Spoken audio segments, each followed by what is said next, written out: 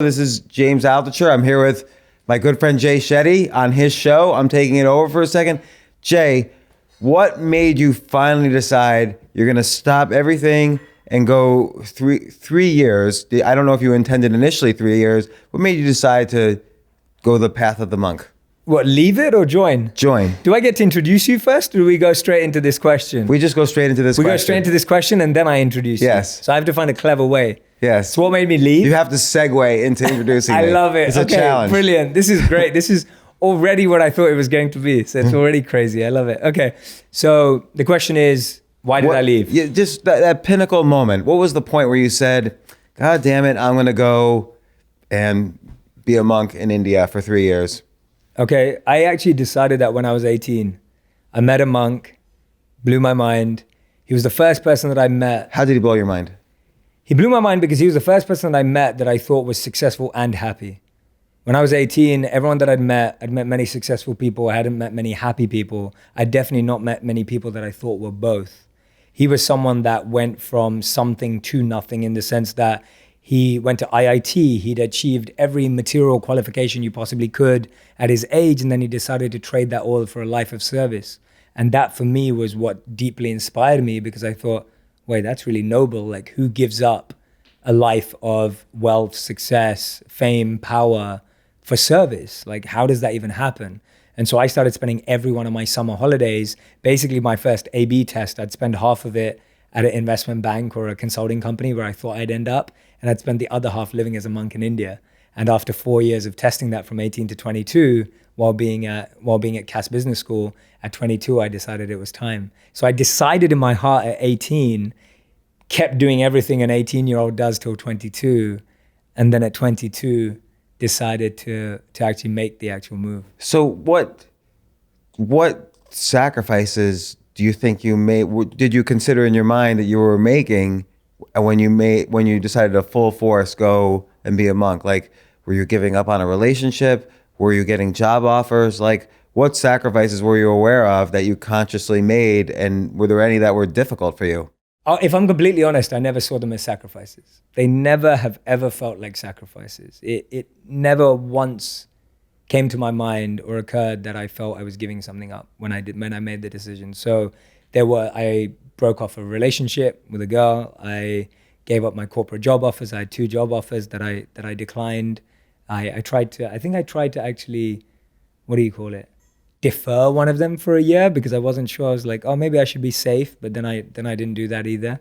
And so I turned down 2 job offers, and I also obviously moved away from my family. I never went to my graduation. I graduated but never went, so my mom never got the picture of me holding my degree, which till this day she reminds me of, that she does not have a picture of me holding my degree.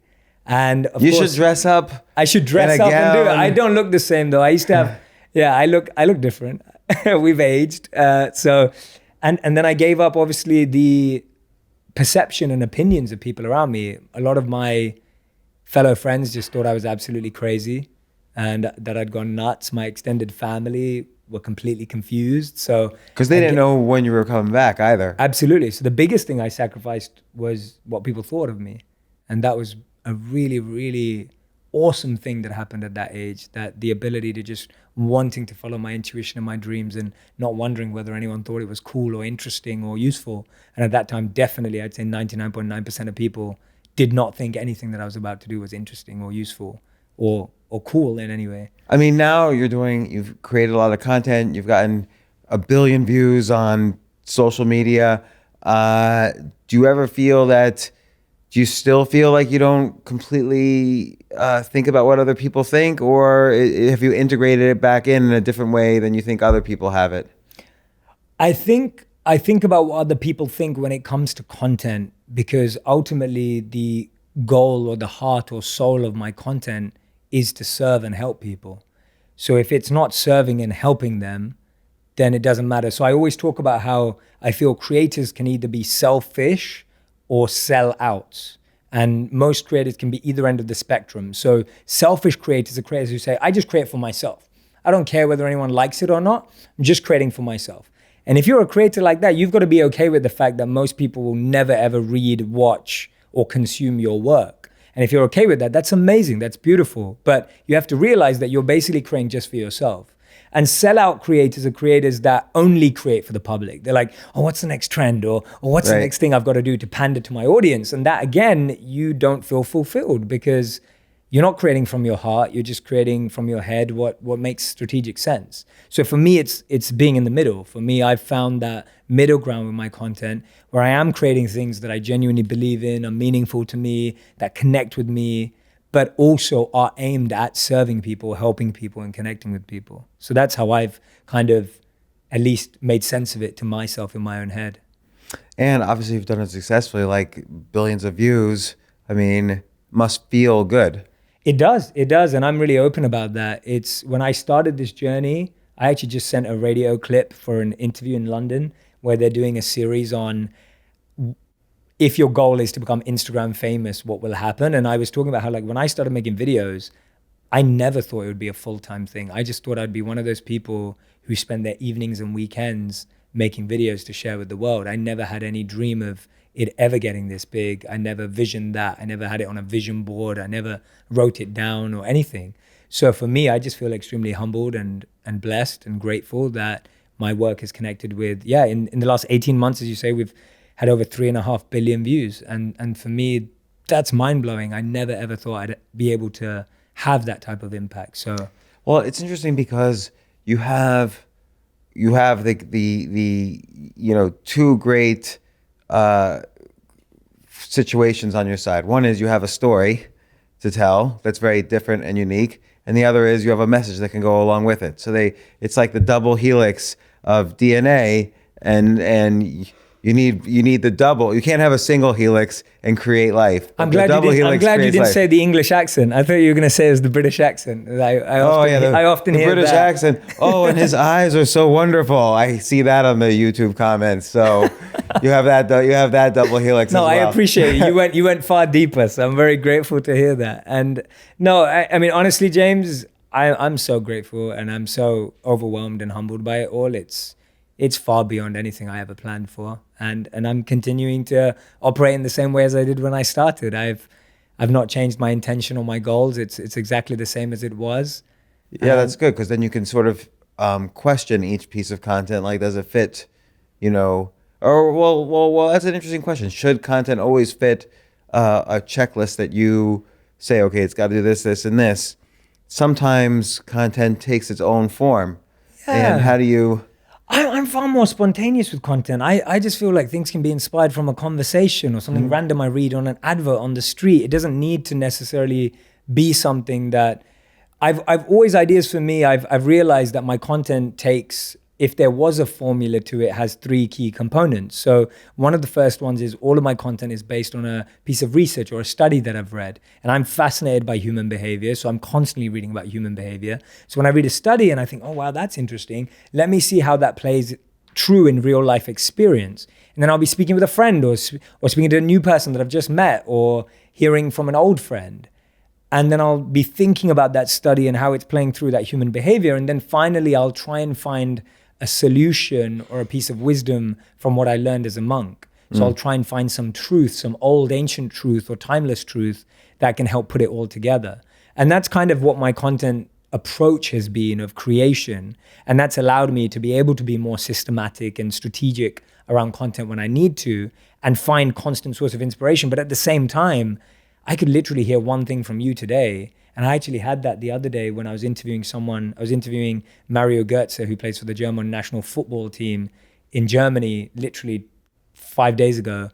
And he said something, I was like, I'm going to make a video out of that. And it was just as simple as that. So that's interesting. So so I see these videos of you all the time. And so you'll have a takeaway from an interview maybe, and that might inspire like one of these great videos I see from you. Absolutely. And for me, it's meditating on that idea so that it's been realized in my own way, as opposed to, oh, that's a cool idea. It sounds good. It would look good. It's more, have I actually realized in my own way that phrase or that idea? Has it been realized as opposed to, has it been theorized? Let me ask you this, because often I see you talk about the idea and you have great stories and metaphors and things that you've picked up that you say to express the idea, But often you don't say your story when expressing the idea. You don't say, there was this time I was in India and this happened and that made me think of this, probably because you're in this ongoing period of learning things.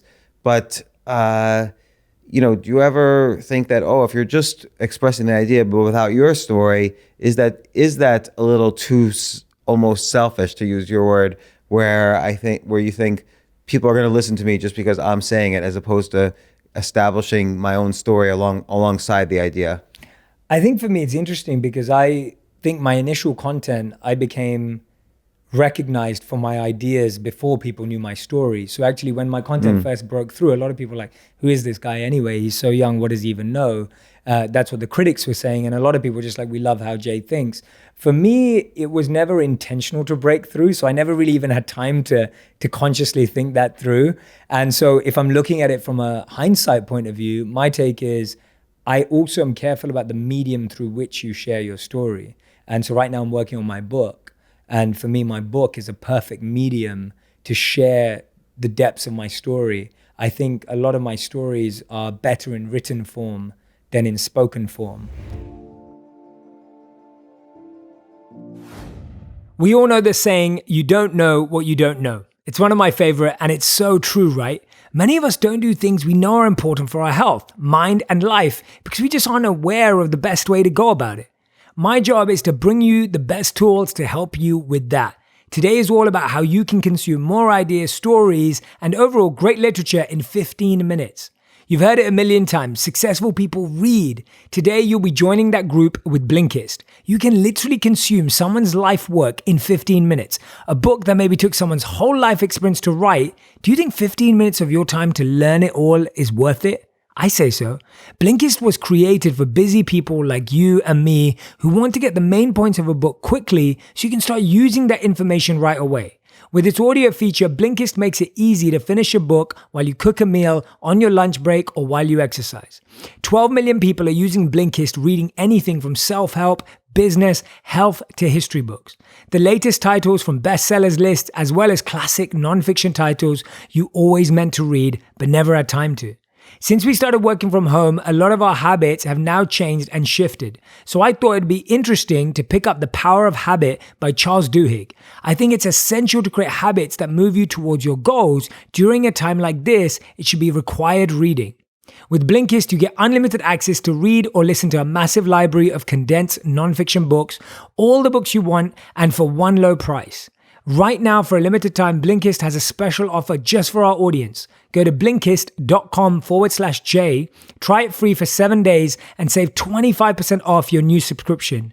That's Blinkist, spelled BLINKIST.com/J to start your 7-day free trial. And you'll also save 25% off, but only when you sign up at Blinkist.com/J.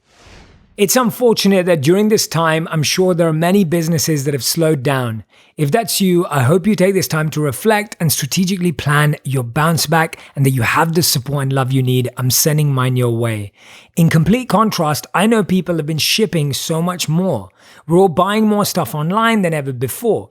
If you sell online, I'm sure demands are increasing, and one way to stay ahead of the game is to have the right resources. ShipStation. When selling online, you deal with getting a lot of orders, tracking them, choosing the carrier, getting the best rate, and sending it out fast, which can all be super stressful. That's why you need ShipStation.com. It's the fastest, easiest, and most affordable way to manage and ship your orders. Just a few clicks and you'll be managing your orders, printing out labels, and getting your product to happy customers. ShipStation makes it easy. ShipStation is the #1 choice of online sellers. You'll ship more in less time with the best rates available. I stand by that. My team only uses ShipStation, and this way they're never late on deliveries and are able to track everything seamlessly, even on your phone. It's just a headache we do not have to worry about. No matter what you're selling, that is the best way to go for shipping it out. Right now, On Purpose listeners can try ShipStation free for 60 days when you use offer code PURPOSE. Make sure your business is ready to meet the demands of delivery culture. Get started at ShipStation.com today. Click on the microphone at the top of the homepage and type in purpose. That's ShipStation.com, then enter the offer code PURPOSE. That's probably true. I think that that's where you could play with your story and how to express it. But it's something that's taken me a while to just really reflect on all my experiences, to really go back there, live them. And I want people to live them with me. I don't just want people to hear them. And I think I have to relive them first to want the audience to relive them with me, as opposed to just tell them. And I think, I don't know how you're starting the book, but if I were you, and this is... Please, just take this advice with a grain of salt. I'm just thinking how I would write it if I were you. I'm not saying you should do this. Sure. I'm just thinking if I were you, I would probably find that moment in India where I was just, thigh deep in mud and just everything's miserable and you're missing your family and what are you doing? And someone just yelled at you because even monks yell occasionally. Yes. And you're just filled with regret. That's probably how I would start it. I'm visualizing the situation right now. I remember exactly where I was. Because then you leave the audience with, well, he did it, and I'm reading this book for a reason because I like what he says, and he's been a monk. But it's good for them to know that there's always uncertainty. There's always things that are not fit together the way you think that they're going to be. The puzzle pieces don't always build the picture. I'm going to have to get you to interview me before I carry on writing. I'm already thinking. I'm interviewing you right now. Yeah, I know. But this is, you've got me thinking. That's a beautiful piece of advice. Thank you so much. Yeah, you're welcome. And I love it. Yeah, I can think of a moment that I don't even think I was going to put in the book. So you've definitely inspired me. Yeah, no, it's an interesting thing because the sacrifice you made and then coming back, what made you decide to come back?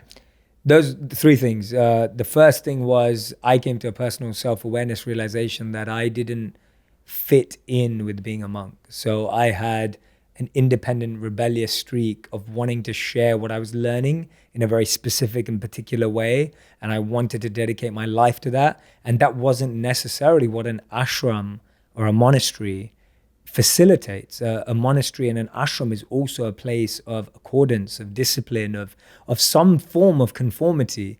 And coming together and giving up sometimes personal desires for a overall higher goal. And for me, that was just too hard to do because the calling and want of wanting to share the message in a particular way was so high for me and so deep in my gut that I knew that if I didn't try that, I'd live forever in regret. That was a huge one. Well, obviously you're a blend of two cultures. You were Indian parents. When did your parents come to London? My mother moved to London when she was 16. From India? From actually Yemen. My mom grew up in Yemen and moved to England to keep her British passport when Yemen got back its independence. And then my father moved to England from India to London when he married my mom when I think he was like 26, 28 or something like that. So you're a product of all these cultures. The ashram style of living just might not have been, it was there for you, but maybe not all the way at the core. And people always say, particularly people say to people who meditate, oh, what's your practice? Is it, Vipassana? Is it Zen? Is it Tibetan or Vedic? What they miss out, and then they say, then they say something stupid usually, which is like, oh, well, did you get nirvana? Did you get enlightened? Which doesn't mean anything. But they forget the key word was that they asked you what your practice was. They don't think, what are you practicing for? And what you were practicing for was to come back here and share these things that you've learned. And the word practice is the key part.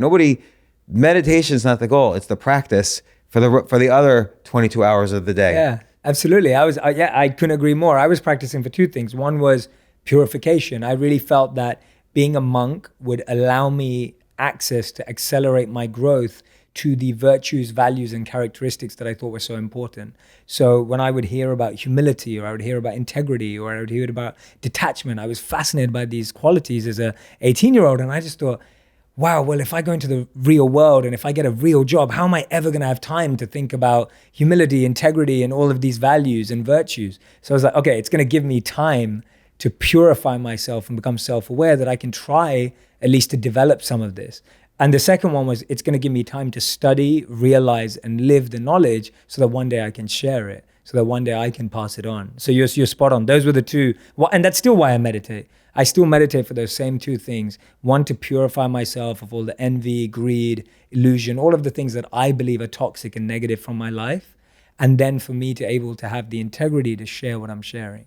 And you probably also were curious, like after 3 years being immersed in this life, what's it going to be like using my new personality, my new skills in my brain to back in the quote unquote real world. I was scared. It was so scary coming back because I moved back when I was about 26 years old into my parents' home again. I had no money. I had my student debt to pay off, which I know we can talk about, but I had my British student debt, which is not as bad as it is in the US, but I still had it.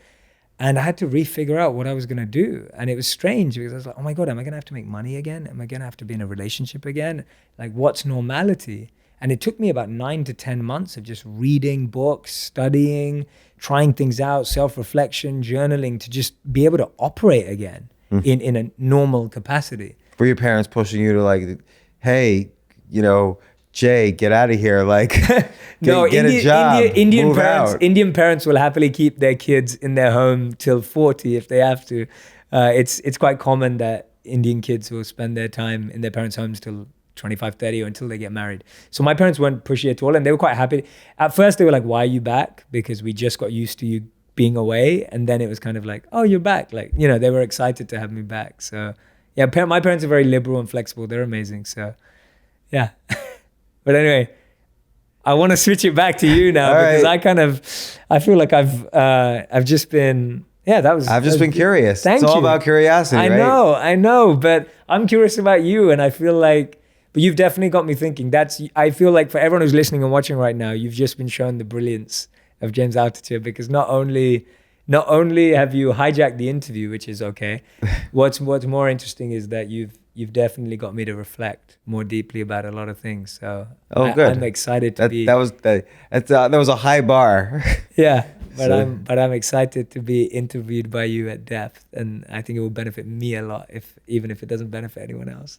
So, and I'll take that. But thank you, James. Thank you so much. I'm gonna switch it back now, if I may.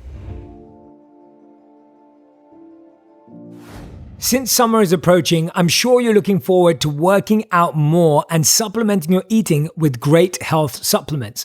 I found about this company from watching some of my favorite plant-based fitness channels on YouTube. I decided to give them a try myself and have to say they're the real deal. I've just always been so impressed with how much they care about each ingredient and its impact on the environment. Vivo Life is a certified carbon neutral company. All of their products are 100% plant-based and they plant one tree for every single order they receive. Now, how cool is that? How could you not get behind this? They've also just launched 100% home compostable packaging across their product range. So when you have finished with one of their pouches, you can simply add it to your garden compost or your food waste collection. Vivo Life uses organic ingredients and all of their products are third-party tested for heavy metals, pesticides, and herbicides. They've also won multiple awards for the quality of their products, including the award for Best Vegan Supplements and Superfoods 2 years running. Food is always the most important factor in a healthy lifestyle, but the right supplements can fill in the gaps that our diets are missing. I just started taking their vitamin B12, vegan omega-3, and vegan vitamin D3 daily, as these are the key nutrients that can be hard to get when following a plant-based diet. I'm excited to try their vegan protein powders. I'll give you my feedback next time. So if you're looking for natural, healthy, plant-based supplements that taste amazing and help to protect the planet, then head over to vivolife.co.uk and use the discount code PURPOSE to get 10% off your first purchase. By doing so, you'll also be supporting the show, which makes a big difference and allows us to keep making amazing podcasts for you. You've just been watching what's meant to be an interview with one of the most successful entrepreneurs, writers, thinkers, angel investors.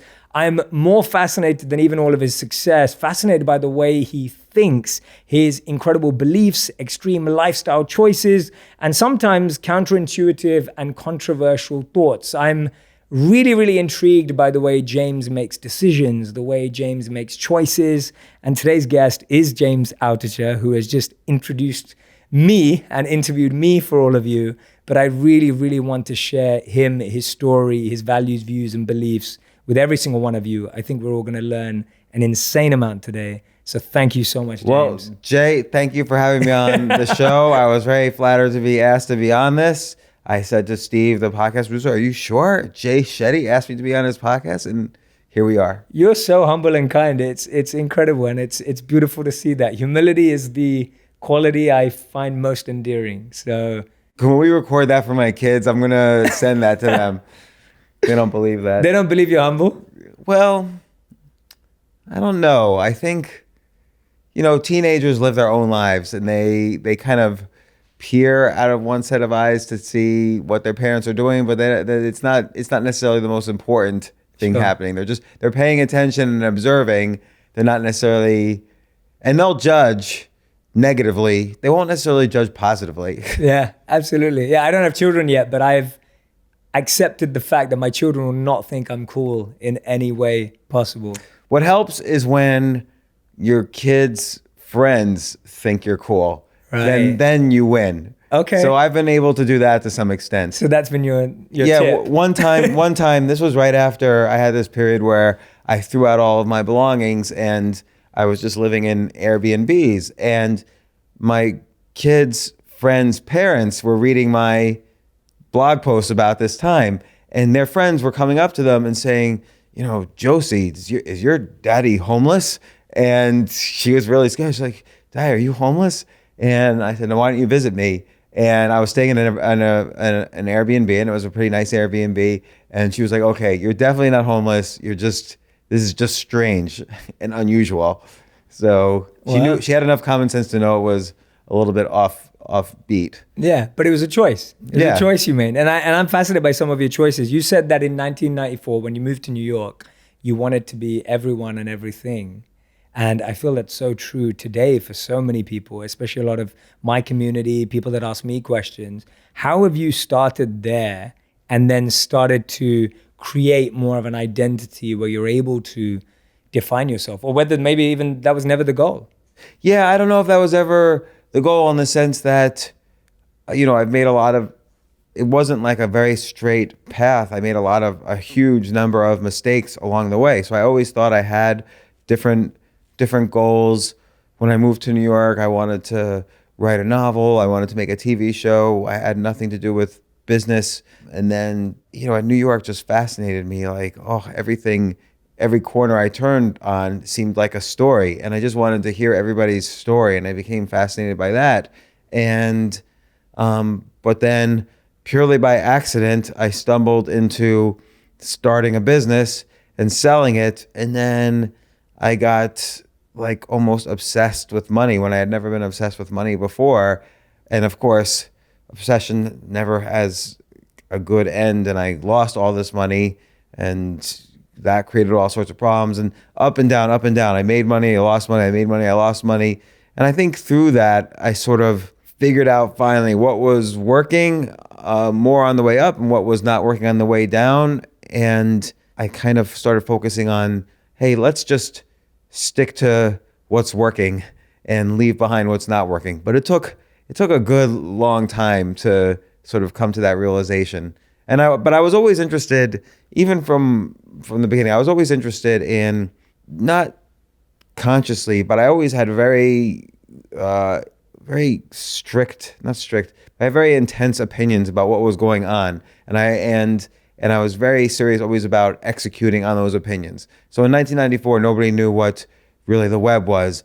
But for me, I thought like, oh my gosh, this is going to be huge. And I remember I was working at HBO at the time, and they were working on creating an interactive TV project. And that was my job, I knew software. I was a software guy at that time. And my job was to create their interactive TV for HBO.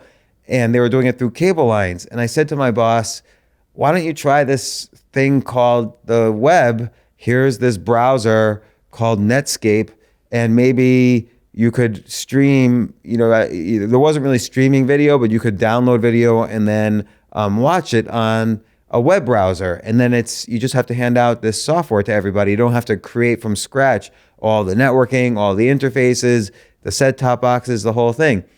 And I remember specifically, he said to me, James. Whenever someone says your name 3 times, by the way, they're about to insult you. He said, James.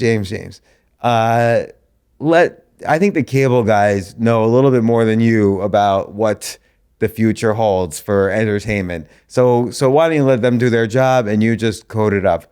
And of course, their project failed and the web, became huge. But that's when I stumbled into, again, it was several years later, but I stumbled into my first company was creating websites for corporations that did not have websites. So I made AmericanExpress.com, TimeWarner.com, and then my company, and you can maybe just tell by the way I look, my company specialized in websites for gangster rap music labels. So we did them all. Like we have a picture of Tupac on the wall. That was Interscope and Death Row Records. We did their websites. Wow. I did Loud Records, Bad Boy Records, Jive. We did all the record label websites. So that was my first company. But before that, I really was obsessed with, I wanted to create a TV show for HBO. That's why I originally moved to the city. And I had strong opinions of what that should be, and then strong opinions about what my business should be. And then I started to have strong opinions about how much money I should be worth. And that was the beginning of the end. So, Wow, what an incredible story. And what was it that before 94 that even made you move there? What were you like before 94? well, I had gone to graduate school for computer science at a place called Carnegie Mellon in Pittsburgh. And I was thrown out of graduate school because all I would do was write. I wrote minimum of 3,000 words a day. That was my goal. I would write 3,000 words a day every single day. And of course, that meant failing all of my classes and then getting thrown out of graduate school. But I was still a good programmer, so I would take jobs programming, and we would use the web back in when it was invented. We were using it to solve problems. And I got really good at that style of programming, which became the universal style of programming everywhere. But this was before anybody was doing it. And at the same time, being a programmer, I'd program like a half hour a week, do my job, and then just my job was to just maintain the software I'd written, and then I would write fiction the rest of the day. But then I was watching so much HBO, and I loved it. I decided I'm going to go work at HBO, and I arranged for myself to get an interview there. I totally failed every part of the interview. My boss, his boss, his boss, and his boss all asked me questions that I couldn't answer about computers. And here I had gone undergrad for computer science and graduate school on computer science. And then I had worked for 4 years as a programmer. I was a good computer programmer. I failed every interview. And so I leave HBO, and I was so disappointed. I thought, okay, that's it. I'm not going to be able to move to New York City, and I'm not going to get a job here. And I went to the park, and I saw a guy I've known for years at the park, and we played chess. There was a bunch of chess tables. And then the guy who was potentially going to be my boss's boss's boss, I suddenly saw he was watching the game. He turned out he was a good chess player, and I happened to then win that game. And we took a walk around the park, and he offered me a job right there.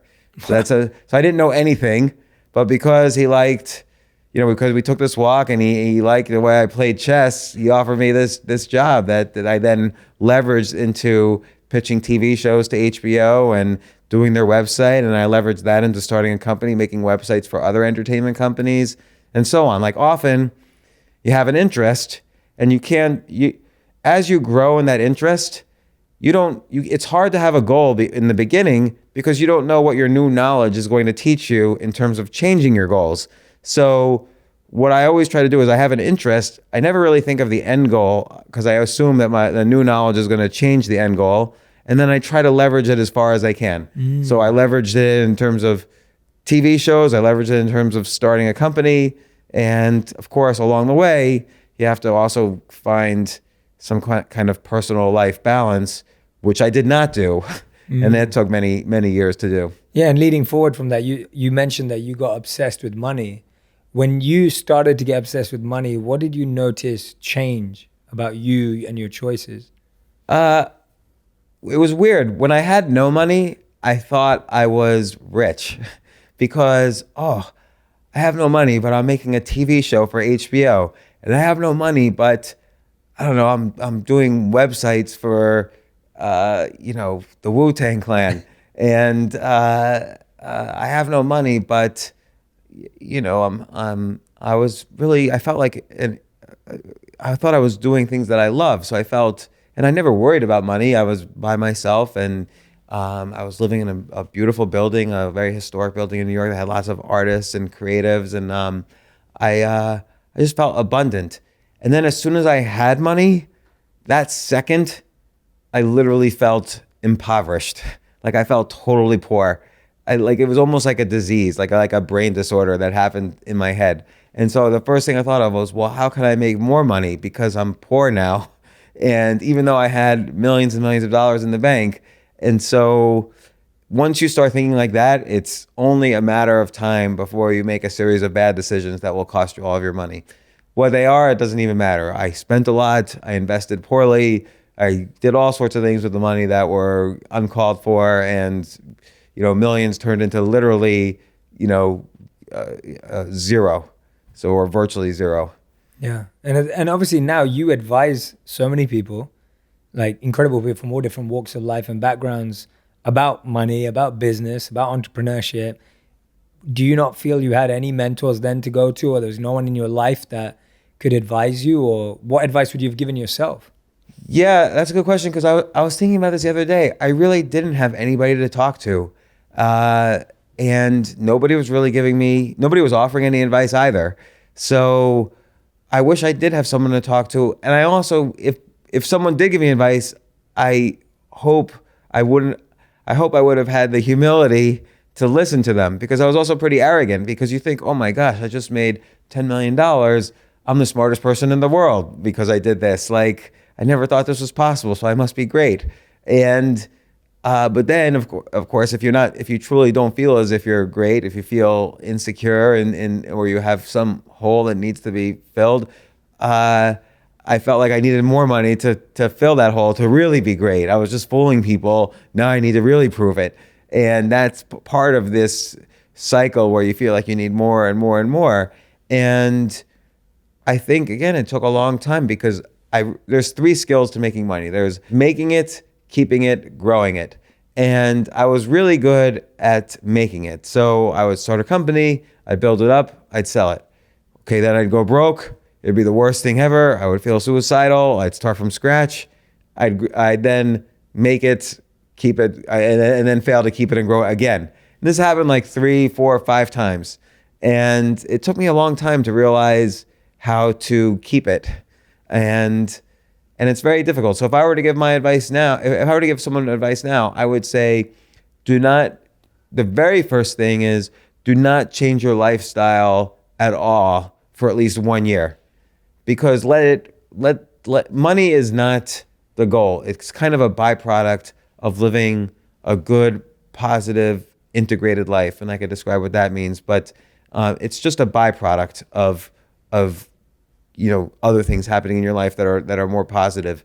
And when you have it, let it just kind of marinate through you a little bit, so that your mind, your body, your soul kind of recognizes, okay, this is a new situation, but it's not the end game. It just sort of happened. But instead, for year 1, I just started gambling and investing inappropriately, investing huge amounts that I shouldn't have been, buying homes, spending like crazy, and just every stupid thing you could think of, I would do. Thank you so much for the honest take on that, because I feel like it's very natural when someone comes into anything in an accelerated form to not know what to do with it. It's like when something comes quickly to us, whether it's a skill, a partner, money in this case, we don't necessarily know how to use it. And in one sense, you can't blame yourself for that, or blame anyone, because it's such a human trait that when something comes to us quickly, not easily, but quickly, in an accelerated form, it's hard to know how to honor that, keep that, grow that. Yeah, I mean, let's play with an analogy that I've never really played with. Let's do it. So money is like a kind of energy, say, but so is like when you work out in the gym, that also creates a kind of energy. Like you're a little bit stronger, so you could lift more, or you could, you're a little healthier in some way because you've been going to the gym. But if you stop going to the gym, your muscles will go away. They'll atrophy. So you can't just sort of like build up to the point where, oh, now I'm lifting 100 pounds with all these reps, and then say, okay, I don't need to do that anymore. with money itself is also you have a certain energy, a certain potential energy that turns into kinetic energy in the form of money. Like that's the physical realization of this potential energy you built up. So I had built a company that was successful, that was really helping a lot of other companies and teaching them how to use this brand new medium and so on. And that was the potential energy, which I converted into money. And then I thought, okay, I can stop now really building up my potential energy. But there's what you always have to keep on building. You can't ever stop going to the gym. You always have to keep building on your health every day. If I say, okay, I'm healthy enough now, I'm just going to eat popcorn for the rest of my life, you'll be unhealthy very fast. And that's essentially what happened. Absolutely. This is fascinating for me because I went through a process last year where I had to rewire my relationship with money. I grew up believing that, if you wanted to be rich or if you had that ambition to make lots of money, then it was a negative ambition and it wasn't the right ambition. And where that came from, there's multiple sources, but that was definitely there in me. And then last year I had to rewire that to really understand how money was just a resource. It was just a tool. It was something that could facilitate growth, etc. It was something that could facilitate change, as opposed to, like you're saying, be the goal. Right. And that's on the flip side. After making money, here's the other thing. Before making money, I realized every single time I've made money, it's because of friendship. So it's because of the friends I build up, and it's the friends I choose to spend time with as opposed to the people I choose not to spend time with. And that really, that's one thing among many, but it's maybe one of the most important things that ends up helping, we all help each other. And, no man is truly self-made. It's all, you find your scene, you find your team. And these people who are in the trenches with you, you make money together, or they help you and you help them with their, situations or goals and so on. And I think that's what I would make money, and then I would make the wrong friends, and then I would lose it. Then I'd have to make the right friends again. Now I just sort of keep the right friends and build on that. Wow, that is such a powerful knock lesson. on wood. Wow, that's a really incredible lesson. Have you ever seen money do the opposite of destroy friendships or take people away? Oh, yeah, of course. That's how I would lose often the money is, destroy family, destroy friendships, everything. That also comes with the territory a little bit, that people who are around you who are maybe not focused on their personal growth. And I'm not saying I have personal growth. I'm saying I'm focused on it, meaning I hope to grow every day. I don't know. There's no goal to that. I just hope to be better one day than the day before. But people who are not so focused on that, if they see you suddenly change your life circumstances, they're going to maybe not be happy about that. Not everybody's happy for your success. Sometimes, people always say, how can I avoid the crappy people in my life? The crappy person in your life is never the neighbor down the street who you don't know. It's the person the people who are sometimes right next to you all day long, every day. And so those are sometimes the people you have to be most careful about.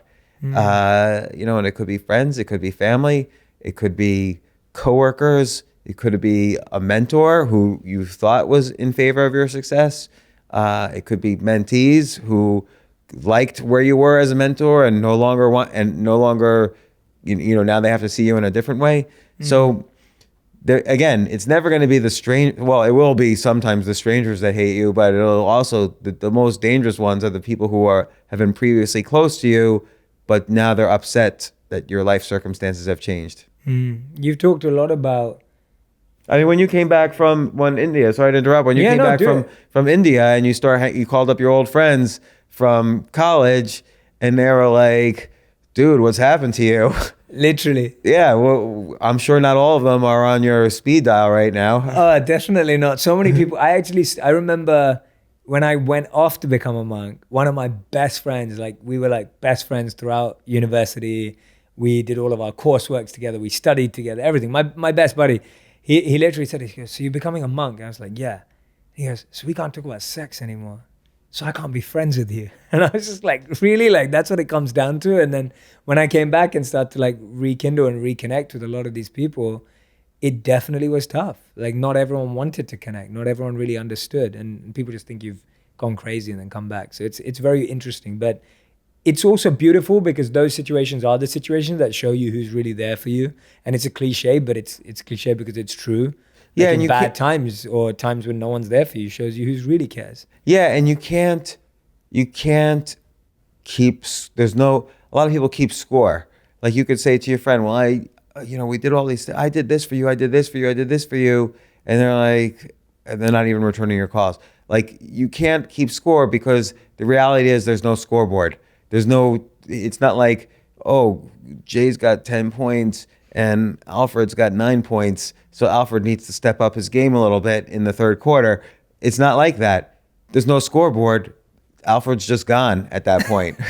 And you have to move on. You have to keep playing. It's a one-person game and you have to keep playing it. Yeah, absolutely. That's a great piece of advice. Don't keep scores. And I think you're so right that whenever we're doing something good for something or something positive, even if we're subconsciously keeping score, sometimes it's not conscious, but when that person changes or turns, our subconscious mechanism for keeping score kind of comes to the fore and we're like, oh, wait a minute, now I remember all the good things I did. Well, and also being aware, and this I'm sure it would be is natural to you from your meditation experience, being aware, I just kept score. I just counted the score. That thought right there means that this relationship has gone off the rails. Doesn't necessarily mean cut it off. It means something has happened wrong. The second you feel like you are keeping score in a relationship, something's wrong that needs to be recalibrated. That is a brilliant piece of advice. I hope if you're listening and watching, this is like so powerful for relationships. And it's not just, it's friendships, partners, husbands, wives, whatever it is. Business It applies to partnerships. everything. Yes, such great advice. That is awesome. I'm going to meditate on that one. So everyone who's listening and watching, highly recommend you meditate on that point in your relationships, wherever you're feeling pain or wherever you're feeling your relationships are off the rails. Think about what James just said. It's super powerful. I love that. And I don't necessarily know what a solution, like sometimes the solution is, okay, I'm not going to interact with this person anymore, or I'm going to take a break from this person. But let's say you're married and you find yourself suddenly in the middle of the night, like, I can't believe he or she did this. I've done this, this, and this. But you're married. You can't just sort of eliminate this person in your life. I think the key then is to just sort of call it out for what it is. Like to next time you have a conversation with the person, you say, hey, I noticed I was keeping score and I really don't like feeling that way. What can we do about it? And there might not be an easy solution, but I think you have to kind of call out what is out there, what is in the ether. Because if you're thinking it's the energy between the two of you, it's out there, it's happening. And can you imagine how amazing that would be for the other person to hear that? Like that would be incredible. If someone ever said that to you, like, sorry, I know I've been keeping score and I know I've been keep telling you about all the amazing, if someone heard that on the other side, I'm hoping that most decent human beings would that would resonate with them, that would connect with them, and hopefully their response would be transformed. Yeah, I hope so. I think so, because I think just information is power, right? And so that's a saying, but it's true. And so what is information? It's not just facts. It's everything that's going on. You just meet someone on the subway. There's information going back and forth between the two of you. Now that might not be an important relationship. The next subway stop, they leave. But like with a friend, with a partner, with a business partner, there's constant information and energy going back and forth. Being able to identify and put words to some of this information is useful for both of you to make the unit more powerful. It's not about your success versus the other person's success, and it's not about what you're getting, what you want versus the other person, because then the relationship becomes transactional. Yes. It's about the unit as a whole moving forward in every situation. So then again, the subway one, the best thing for the unit is you just let them get off the subway when they need to get off the subway. But in a marriage, it's different, or a business partnership. Yeah, I often say to people that it's not you versus the other person, it's both of you versus the problem. And it's looking at it that way and just taking that observer standpoint and taking out the actual issue, the actual disconnect or whatever it may be, whether it's business or personal, and recognizing that you have to think like that in a relationship. Because if you are looking at it, me versus that person, that means someone's got to lose. As soon as someone's got to win, someone's got to lose. Whereas if it is both of you against the problem, then the right team is winning, right? Or has an opportunity to. Yeah, like I have a business partner on my investment stuff. So I have a lot of different activities. And on Yep. my angel investing, I have a same business partner for 19 years.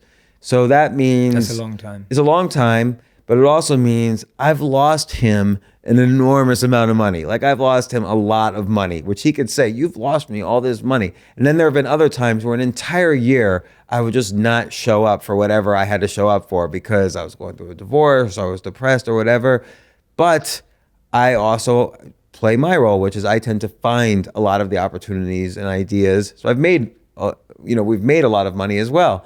And but sometimes it's years of one thing and then years of another thing. Where if either of us were keeping score, our partnership would have ended year one. So instead of 19 years later. Absolutely. And you touched there on experiencing things like depression. I've heard you speak before about your facing anxiety, etc. And what I'm fascinated by was how you described it, of how you've been trying to create a life of joy versus playing chess with your demons.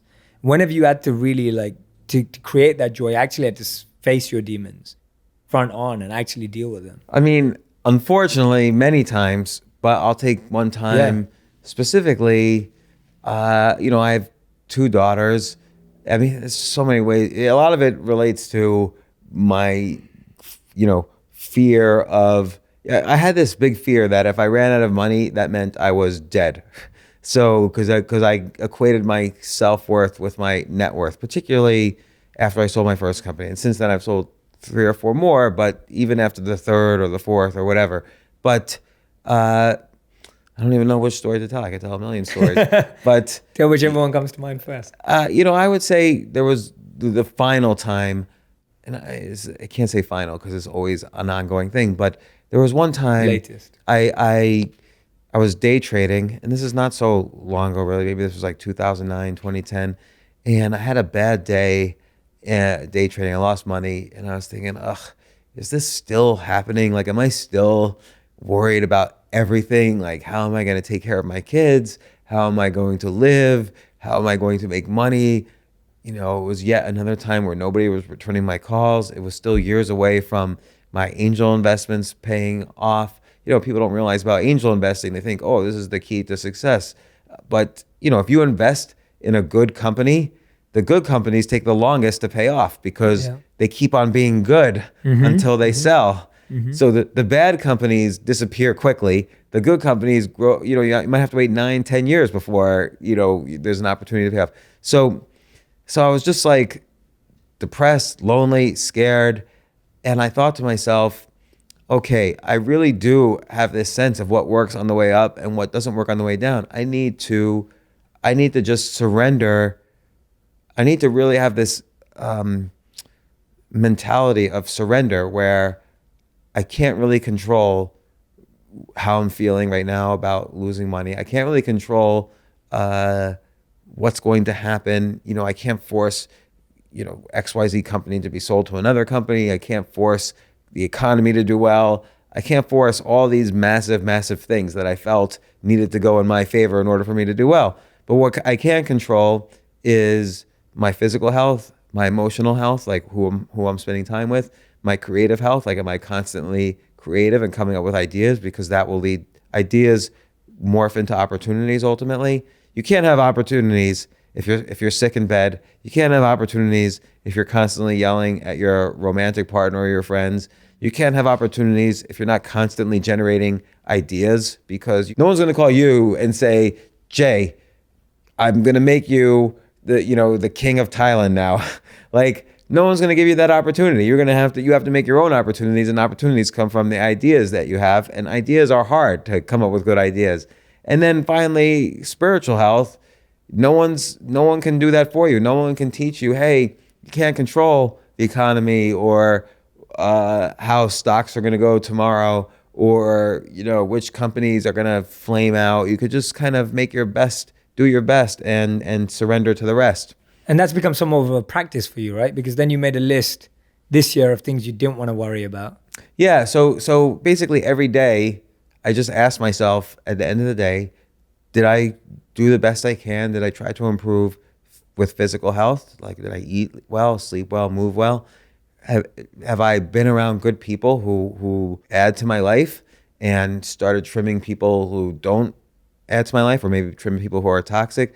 Was I creative today? And the simplest way is that I write down 10 ideas a day. Like, they could be bad, they should be bad ideas most of the time, but I'm just exercising that idea muscle.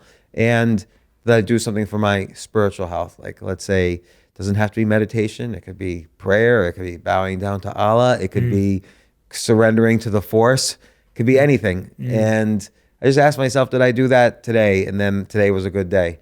And quoting Ice Cube. And, and then from that, other things are just byproducts. So that creates the energy in you, and it builds up this potential energy. And then once you have that, byproduct is the kinetic energy that results. The for every action has a equal and opposite. a reaction. And money is among that, or friendships, or love, or other things, anything. It sounds like you've had so many, at least from my perspective, from what I've read, hearing you today, so many ups and downs, so many inconsistencies. Has there anything that's stayed consistent with you in your experience over all these years? Yeah, it reminds me of, there's Peter Thiel writes in his book, 0 to 1. What important truths will very few people agree with you on? Yeah. And I always ask this to people too, like after reading, I said, this is Peter Thiel's question. What important truth does nobody agree with you on?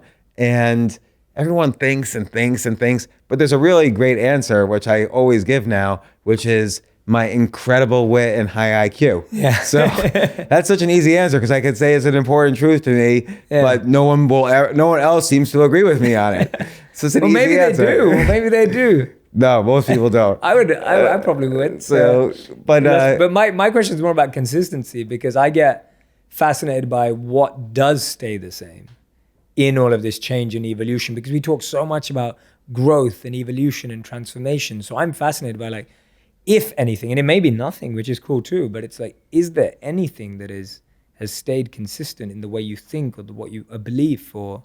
I would say there is nothing that has stayed consistent. Wow. And that's the problem. I think consistency is not a bad thing. It doesn't mean having the same routine every day. It means a higher level of consistency of having core values, having this daily practice of physical, emotional, creative, spiritual. I would say that became consistent for me starting around 2010 or 2009. And it was only in bits and pieces before then. And I think that's the source really of all my problems, is that I wasn't consistent. And of course, problems don't end, right? Like, people have problems every day. But what gets better when you're consistent is you build this toolkit of solving and dealing with problems. There's the whole saying, which, life happens, but how you can't control what's happening in life, but you can control your reaction to it.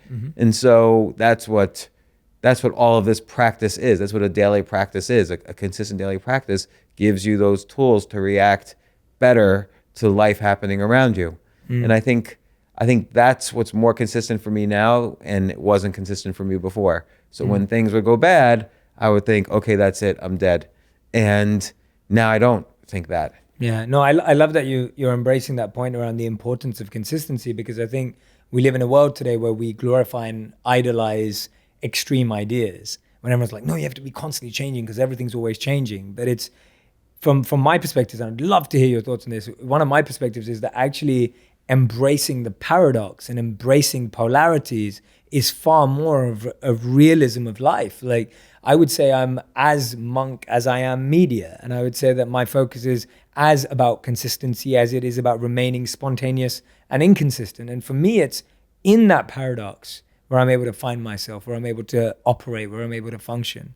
And I would never be able to operate without either extreme. I think that's really important, because for instance, when I started writing about, like, being honest and in my writing about all this stuff, everyone thought I was completely insane. Like, for instance, all these financial people I knew, or all these entrepreneurs that I knew, or all even creative people I knew, they all thought, like, are you crazy? Like, how could you admit all this stuff? No one's ever going to want to work with you again. And yet I suddenly had more opportunities than ever, because I think people at their core realized, oh, that's like me. I have I've had problems in life that I didn't know how to deal with, and hopefully I know how to deal with them a little better now. And here's someone who's similar and who's admitting it. And I think that's important. We all have these, I think societally, society is also filled with kind of contradictions, but people are in today's day and age unwilling, everybody kind of takes a side now. And you could either engage in that discussion, and it's usually like an angry one, like, oh no, you believe in this, I believe in this, we can't be friends anymore. Or you could say, hey, I'm still going to be focused on my own flaws and irrational behavior and be accepting of it and focus. Again, it's almost like a boring mantra for me, but physical, emotional, creative, and spiritual health, and hopefully a little bit of improvement each day in those areas. And that's what I love about you, that when I've been viewing you and admiring your work, you don't really claim to be anything in a good way, I'm saying. And I quite like that, because I think it allows you to be more honest and be more vulnerable in your writing. It allows you to be more, almost, without having to identify yourself as something. Right, like somebody commented on a post of mine recently and said, James, how could you, this is when I know a post is good, is when someone says this, James, how could you say this? Like, you were such a beacon before you wrote this, and now my whole view of you has changed. And then I know I've achieved something good with my writing, because if I'm just the same thing all the time, then that's boring. Yeah. And it's on them that they liked me before, and what did they like about me before that suddenly they don't like about me now? I can't control that. And I've always admitted that I'm flawed. Like, maybe everyone else is perfect, I don't know, but you have to kind of acknowledge the flaws in the people, even the people closest to you. Yeah, but you do it effortlessly. You're able to talk about your flaws in not an articulate way, but almost with effortlessness. Like, your self-awareness is so high. Well, maybe it is, maybe it isn't, or maybe I just write so that it seems that way. So I always tell people, I'm much less interesting in person than in my stories that I write. No, that's not true. That's not true. I don't agree. But one thing is that I always tell people who are writing, for instance, don't start off the first paragraph with a lecture. Start it off with, I was lying in the gutter, and it was raining, and I was drunk, and cars were coming towards me, and I had to get pulled out of the gutter, and then I threw up all over the place. Like, just start with something like crazy and stupid and embarrassing, and then you're off to a good start. What is about human psychology that warms towards that perspective? Because we've all been there. Right. And we all are ashamed to admit it. Right. And so when someone admits it, it makes us feel more comfortable. Yeah, it gives you permission. Right. You could finally take a breath. You've been holding your breath since that moment that you can't admit, and now you could take a breath. Oh, he just admitted it. That's just like me. So maybe I could crawl out of this hole that I'm in, or maybe I could admit it also to the people around me, and maybe it's okay that it took me slower than I thought, or that I'm in the beginning or the middle of a journey that's still going on. It gives permission in a lot of different ways.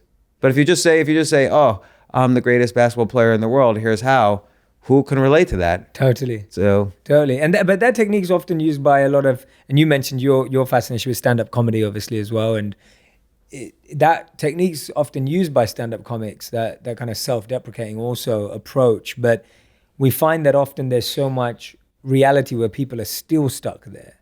It's almost like they haven't worked through that.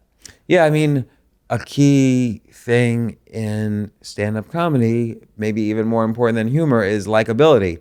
So when you're watching, let's say you turn on the TV and Dave Chappelle's on the screen, and you say, okay, I'm going to watch this. You already know his act. You already know that you like him. Everyone in the audience has just paid $500 to see him. They like him. So you don't really see. But if you go into like just some dive comedy club, it's a bunch of strangers watching a group of 7 or 8 comics, one after the other, go up.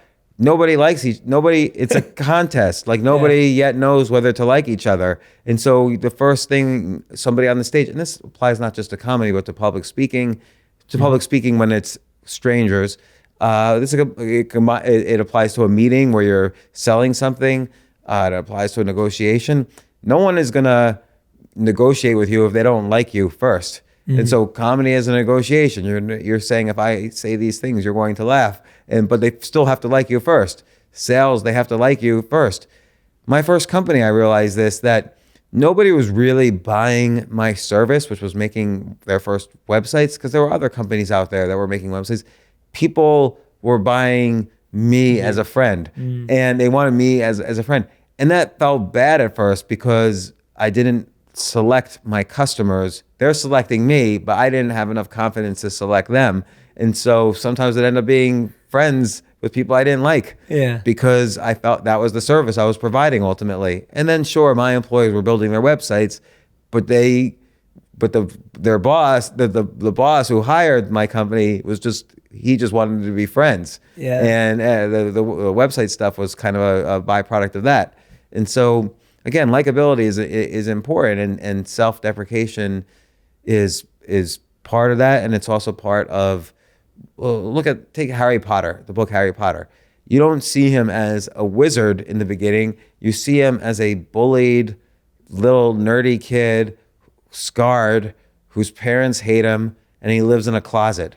Like, that's how Harry Potter starts, not with wizardry and amazing things. It's literally this scarred kid in a closet, and that's how it starts. I was just talking to someone about Star Wars yesterday. It doesn't start off with Yoda like controlling the universe with the Force. It starts off with a whiny little kid whose aunt and uncle won't let him fly into space, and he doesn't even try. He doesn't even fight back. He's like, oh, okay. Like, he even whines in his voice. And until finally his aunt and uncle are killed, and he doesn't shed one tear, and he just immediately goes off into space afterwards. So absolutely. And that's all the stories, right? And that it's beautiful when that is a authentic telling of one's journey, as opposed to a manufactured approach to sharing one's story. So that's the key, and that's what happens.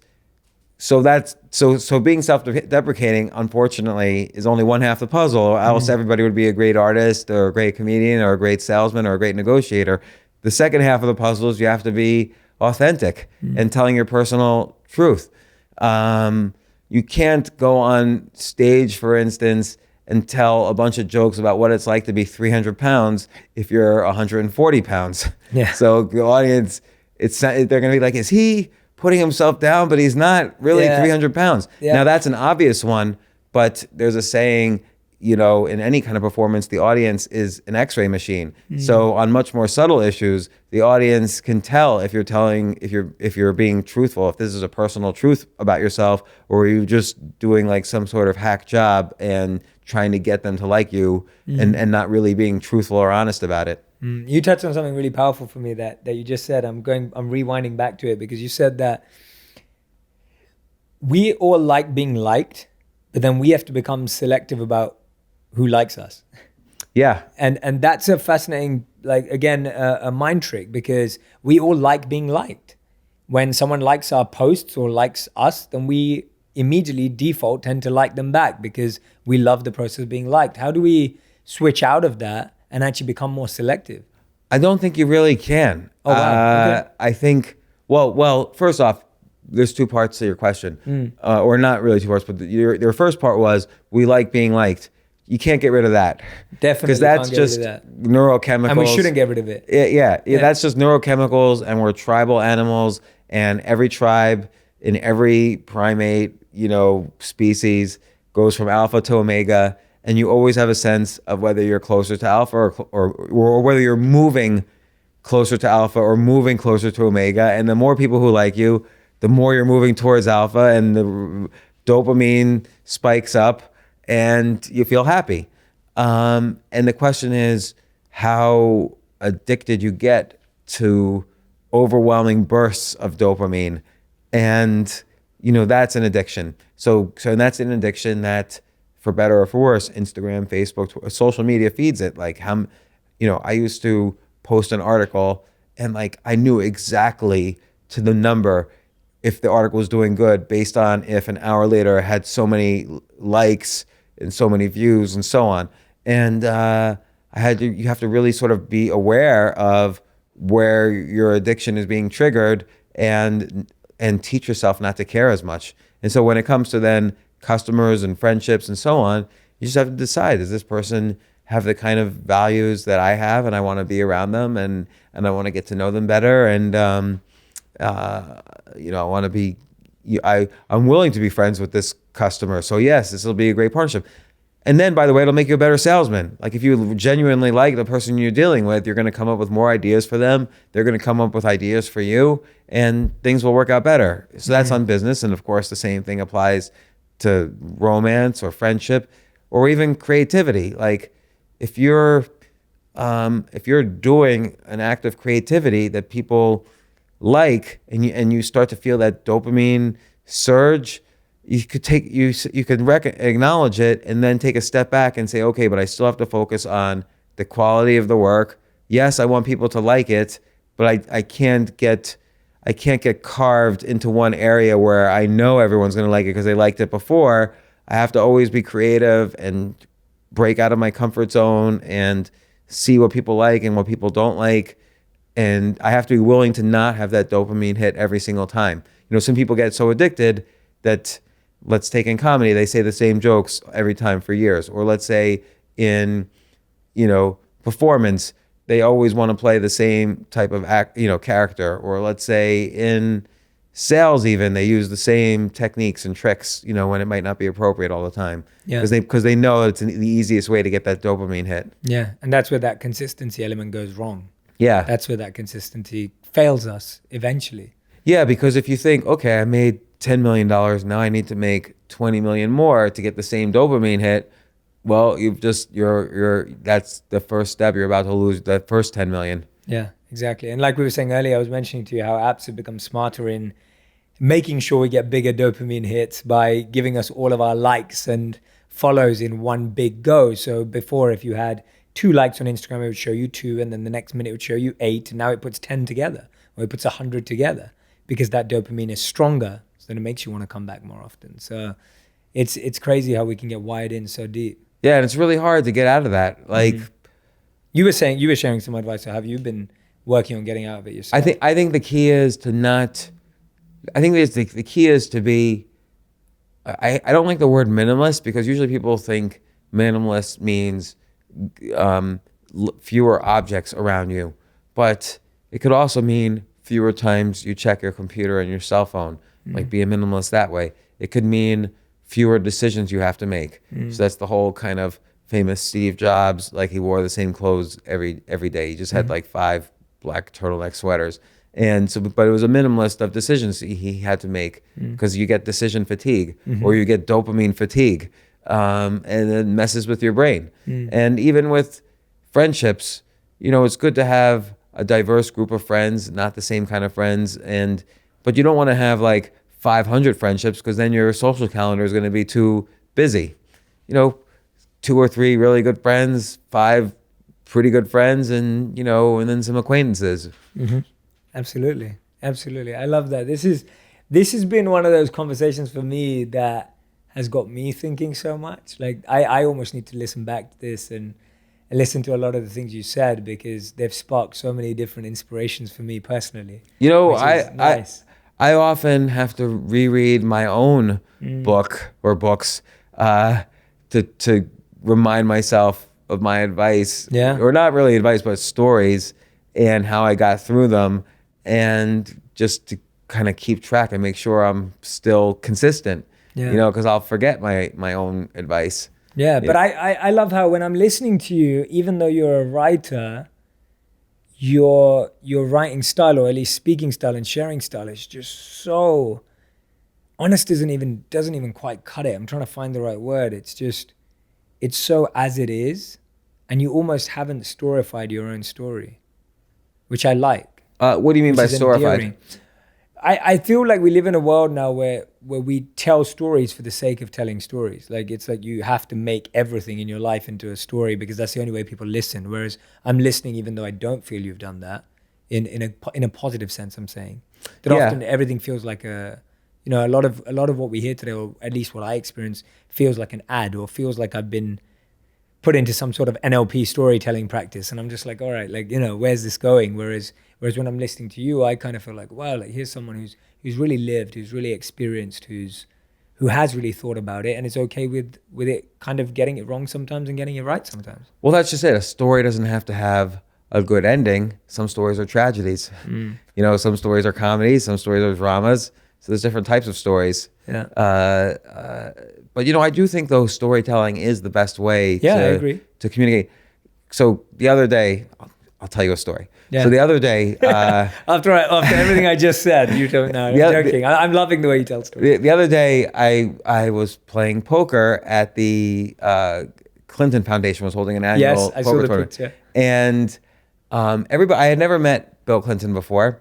And everyone always says this one thing about him. Whenever I read about him or whenever I talk to people who have met him, they always say, oh, he's got the most amazing charisma of anybody in the world. He always makes you feel like you're the most important person in the world. I've heard that. And right, so you've heard that. It's like a common thing about him. And I kept thinking to myself, what does that mean? Does he like stare at you and like hypnotizes you in some way? Or he like hugs you and like asks you lots of questions about yourself so you feel really important?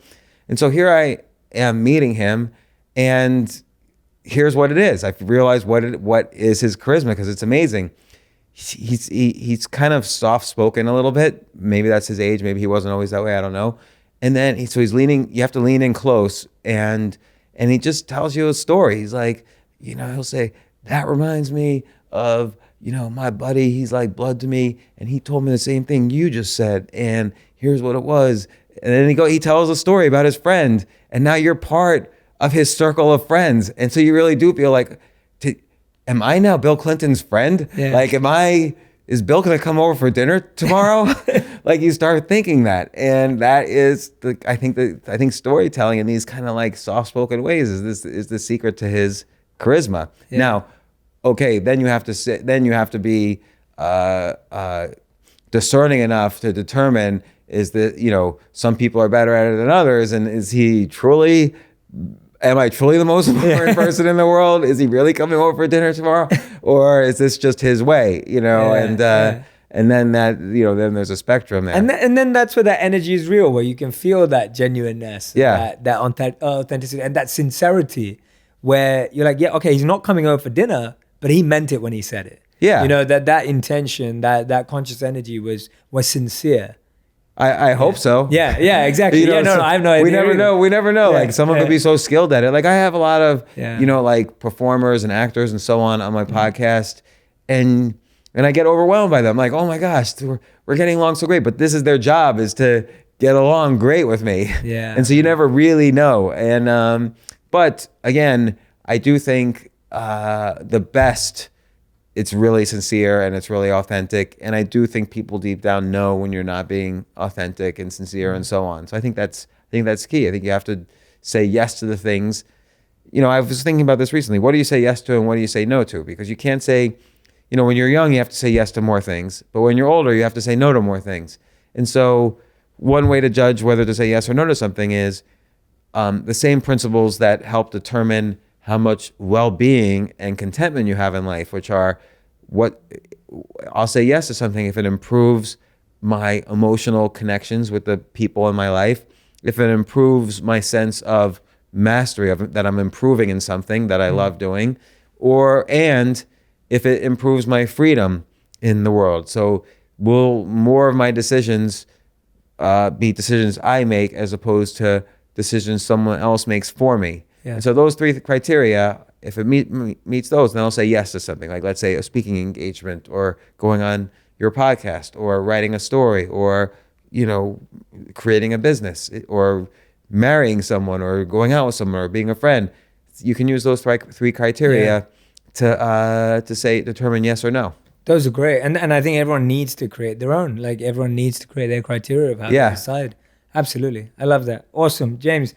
This has been an incredible conversation. I end every interview with my final five. It's the final 5 minutes of an interview. We do some sort of a quick fire, rapid fire round. Okay. So these are shorter answers, usually 1 to 3 words. With you, I could even, I'm going to tempt myself. My quick fire may not be 5, it may be 7, it may be 10. I don't know. We'll see how it goes, because I have so many quick questions I have to ask you. But you just made me think of a question. Yeah. And when you said final five, it reminded me of the Chris Rock movie, The Top Five. Right. But I'm going to shift his top five question a little bit. Who are the top five people that have inspired you on your journey? Okay. I want to know. Top five people. Yeah.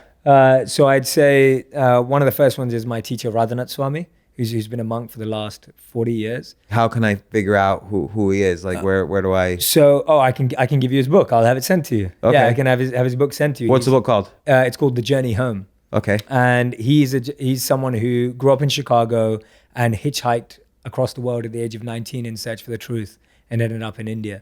And so his story is a truly remarkable story of a genuine seeker of truth, a genuine seeker of spirituality and the self. And he's someone who's hugely inspired my life because the amount of times I've spent with him, he's the same whether he's with you individually or whether he's with a million people or whether he's with the President of the United States, all of with which he's been, he just is able to maintain the same level of demeanor, qualities, abilities. So his characteristics have always been something that I've admired and looked up to. So he's one of them. The second one is someone that I feel personally mentored by, even though I never met him, was Steve Jobs. I've tried to read everything that I could about him. And unfortunately, I don't know many people who knew him, but simply by reading about him and hearing about him and trying to connect as deeply as I can with all of his content, it's been a huge inspiration in my life in many, many ways. The most simple way I can put it is, at one point in my life, I listened daily to his Stanford commencement speech, the famous one, and I listened to it every single day. And the amount that speech in itself has helped me switch off from the noise of other people's opinions in my life. That in itself has been an incredible inspiration. I met him once actually. Wow. Okay. When I was Here in college. Go. Finally. When I was in college, I was and he was at Next Computer, right, and he was delivering a bunch of Next machines to where I went to school, and so he was there to to give the gift of all these Next machines, and he is like unbelievably charismatic. Like you just want to be like, it's like a tractor beam. He's like calling you in. Yeah. So amazing. So that's two. That's good to know. That's two. The third one, again, never met him, but hopefully I can because he's still alive, is Cristiano Ronaldo, who's the famous football player or soccer player. The reason being that I grew up a huge football and soccer fan growing up in London, but also just because of his extreme work ethic. So I feel like there are people that are naturally gifted, and then there are people who work and build and create a life that facilitates their dreams. And he's someone who's probably gifted, but definitely the latter as well. There's a famous story of him which helps explain who he is to you. I'm not sure you have any context of who he is. He was at one point the most expensive player on the planet, and a player that beat him in how expensive he was came to the club and said that on his first day, this other player, his name's Gareth Bale, he says on his first day of training, he thought he would show up to the club early to show the manager that he was serious, even though he was the most expensive player in the world. He was like, I want to show the manager I'm serious. So he turned up 3 hours early to training. This is 4 years after Cristiano Ronaldo has joined that club. Cristiano Ronaldo was there 4 hours early that day. And that's his work ethic to me is just constantly inspiring me and motivating me to realize that that's really what it takes to be at that level. Do you think no matter how gifted you are, you have to have that level of work ethic to be the best? There's no way to be gifted enough to be the best, I think. I couldn't agree with you more. And I think we see that. I think we see natural talents, especially in sports, I view it more, where people are natural, raw talents, and they don't reach those peaks because they didn't take it seriously enough. Right. And then they fall off. So I've seen it mostly in sports, but I think it's pretty common across the board. So yeah, he'd be my third one. 5, this is good. The fourth one would probably be, I'm trying to think of another individual that I think, the fourth one would probably be the monk who introduced me to Radhanath Swami. I can tell you about him too. He's someone who is he's the first monk that I met that inspired me to be a monk. He went to IIT, which is the Indian Institute of Technology, MIT of India, a gold medalist, turned down jobs at some of the best places to become a monk. He's by far one of the smartest people I've ever met, but also someone who's been able to live through service. And I've never seen someone so smart want to dedicate their life simply to service and be constantly able to reinvent himself. I spoke to him last year, and even though he's a teacher and respected by thousands and thousands and thousands of people, he was like, I've got so much wrong. And he was telling me about exactly what he'd gone wrong 10 years ago that he didn't recognize, and now he's trying to rectify. So his constant ability to reinvent himself, self-develop, and be reflective despite the amount of adoration and success he's had is phenomenal. And the fifth person I'd say is probably my wife. She's Good answer. Yeah, no, it's true. It's true. Probably my wife, because I met her at a time where, like, I'm like the bad guy who has tried to become good. I've always been a rebel my whole life. I've always been on the other side of good, and I've worked my way towards the good side, and it's taken a lot of work. Whereas my wife's almost, I feel like, been a saint her whole life, extremely pure-hearted. How'd you guys meet? Choices. We actually met because when I left, I used to teach her meditation philosophy as part of a group that I used to teach in London. So you Me Too'd her. Sorry, yeah, So basically, absolutely, yeah. Well, I'm not gonna own up to that, but she's now a better meditator than me, so I guess I was a good teacher. Good. But yeah, she's just someone who, in all of her relationships, I think exudes the best energy. I know that whenever we're out together and I connect my friends and family or anyone to her, they're always more interested in her than they are in me. And yeah, she's someone who's a great partner, tolerates me a lot, and it's able to deal with a very extreme husband. I'm a super extremist, and I'm pretty sure that's not easy to deal with. So that's a solid top 5. Yeah, And that sounds like okay? it's consistent too, right? Like that's consistently your top 5. yeah, I think so. Those are consistently at the top. I mean, I didn't mention Einstein, and Einstein's the center. And you mentioned Einstein a lot in your videos, and Einstein's the center of my world from an ideology point of view. I feel he's someone who is able to bring together spirituality and science. He has that paradox in him. He was able to be intellectually curious, but then deep in data. I love that about Einstein. And yeah, so Einstein, without a doubt, I would say he's in the center of my wall. I'd 100% put him in the top 5, but I wanted to give you people that you may not have heard of too. Mm-hmm. So I wanted to add people to that list. But yeah, those are probably my top 5. Excellent. Can I do my top 5 on you? Your questions? Questions, yes. Yeah. They're not that question. So my first question is this one, which I love. You made a list of things you didn't want to worry about in 2018. On that list was money, politics, other people's opinions, the future, and pleasing others. My first question is, what are on the list for 2019? Money, politics. I don't want to worry about people liking me, and I don't want to worry about pleasing others. And the future. You know what? I do think about the future because I think about my kids. My kids had some issues this year, and I do think about them, and I think about the future. Okay. So with them, and yeah, and I don't want to worry about. I think the pleasing someone who is not appreciative of it, that has gone up in value for me. Not wanting to worry about that. The rest are the same. And by the way, 2018, I'm not saying I succeeded at those things. Sure. I want to improve on them for 2019. Well, you said them again. So yeah, yeah. Definitely. No, I love those. And I thought it was a really interesting thing to have that. I think we focus so much on goals, but we don't focus on what we don't want. And sometimes it's what we don't want that creates the space. So yeah. I think I really like that approach. So anyone who's listening and watching, make a list of things you don't want to be bothered by in 2019. I love that. Second question I have for you is, what's the best advice you ever received?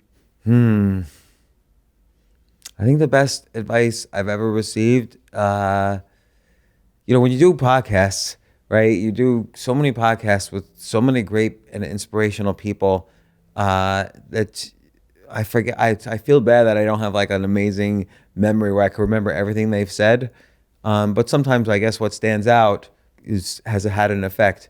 So it's just going to sound kind of like an odd one, but I've thought about it a lot.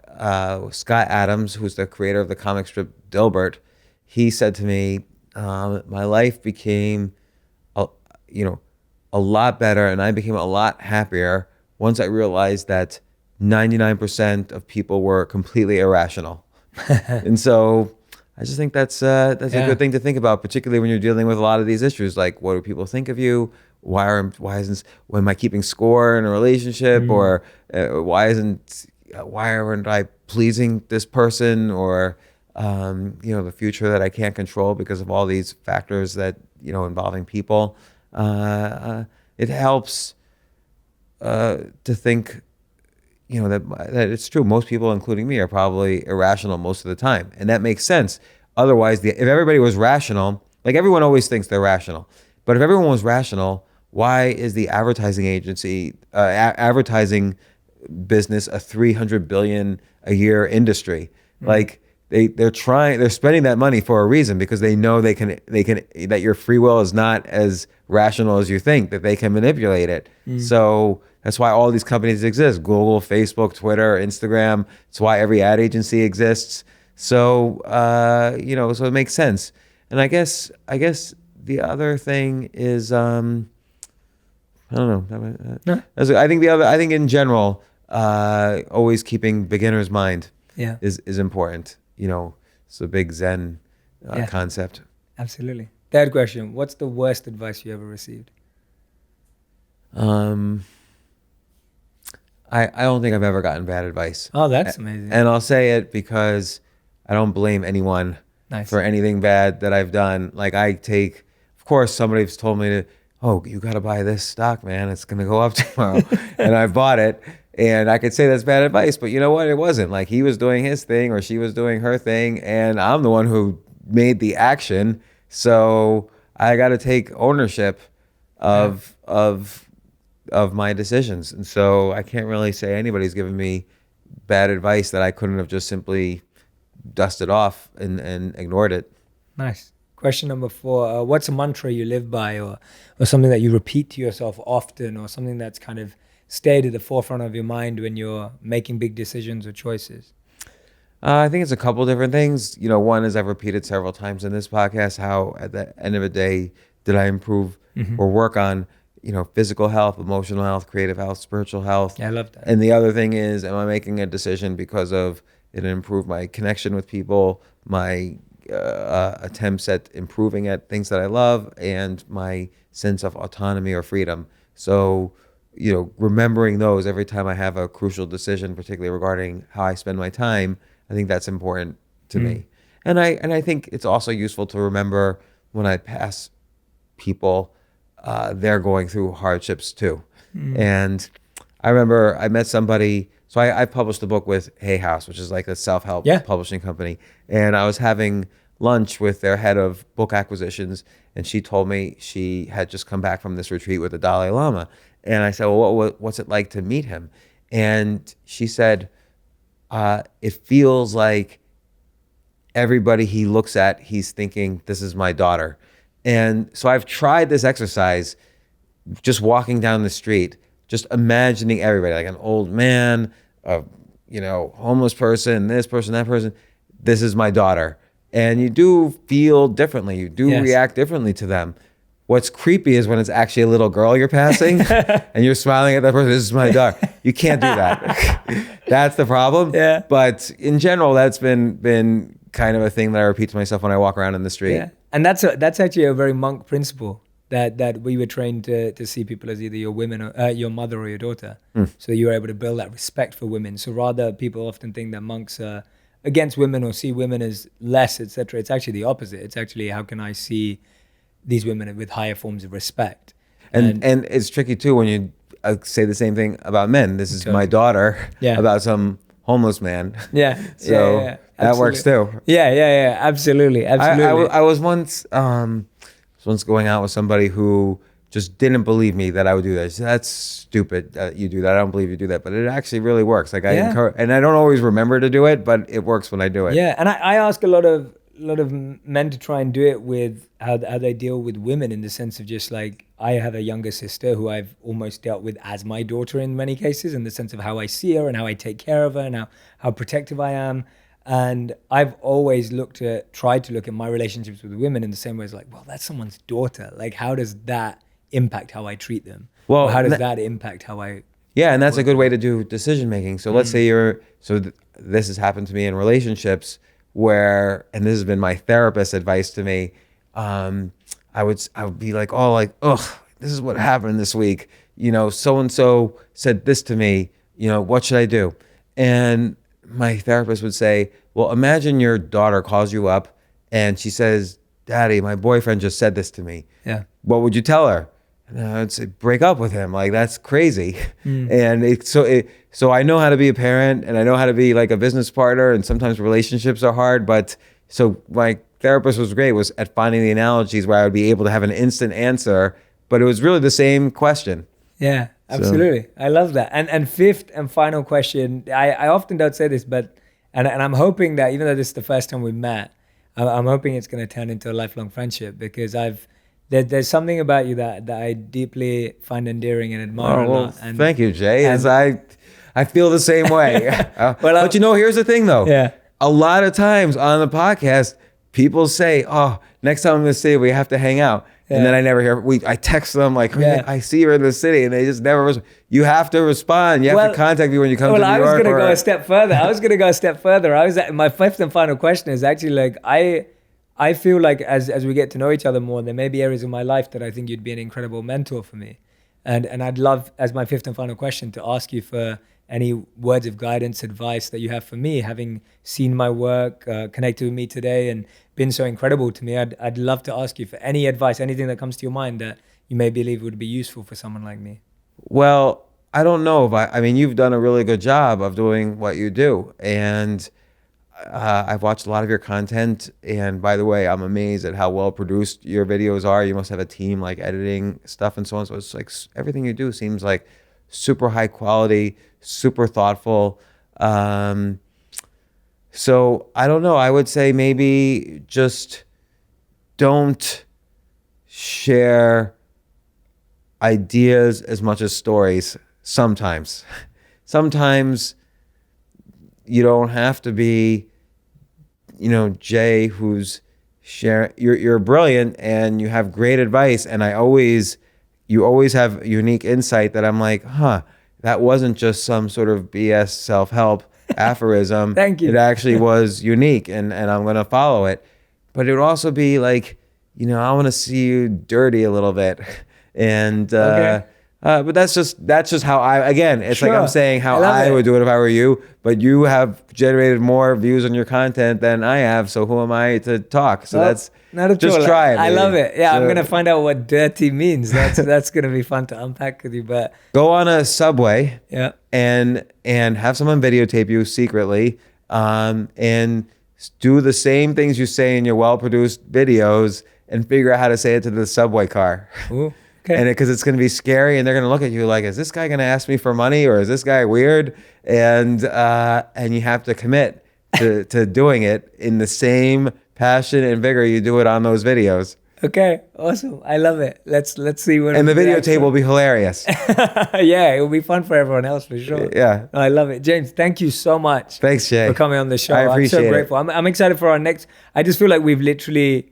And I'm not just saying this, and I don't say this on everybody. I literally feel like there's so many more things I could talk to you about, but I'm excited to rethink, re-listen to this, and then come back at you with more. So yeah, let's continue the conversation. Well, we know you're going to be in New York in the next few months. Come on the podcast, and then let's have dinner afterwards. I'd love that. Thank you so much, James. Thanks. You. Hey everyone, my name's Jay Shetty, and welcome to my YouTube channel. Every week I'm sharing 3 videos that are going to help you feel more fulfilled, feel more happy, and more successful. Make sure you subscribe to this channel so that you can find out about the videos as soon as they launch. Press the like button and leave a comment, and let's keep making wisdom go viral together. Make sure you subscribe.